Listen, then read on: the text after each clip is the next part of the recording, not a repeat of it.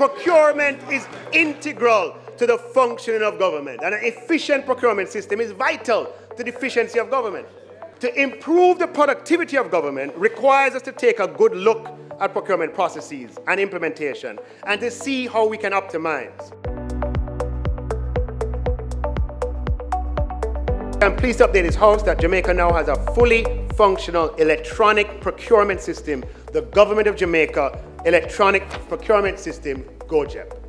We must recognize and express appreciation for the technical cooperation of the Inter-American Development Bank and the European Union in this regard. If we want to have an efficient system, we have to go digital. And we had a 3-year transition period. And the switchover came in August of 2023, where every procurement above the threshold, which today is 1.5 million, has to go through the electronic system.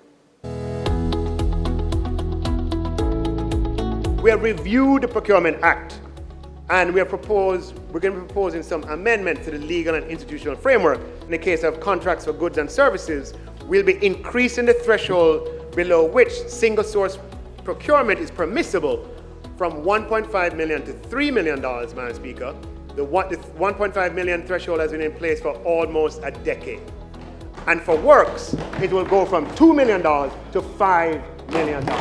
In addition, we're going to be moving the limits required for public procurement committee approval from $30 million to at least $60 million.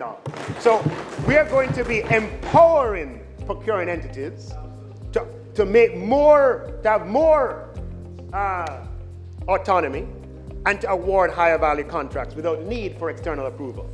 These things will speed up the pace at which the government can deliver.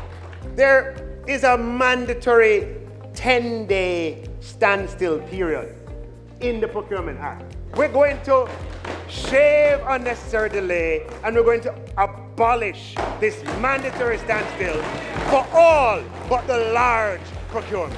We will abolish the sector committee, removing an unnecessary layer from the public procurement process. We're going to introduce the Government of Jamaica Procurement Awards that celebrates excellence in procurement.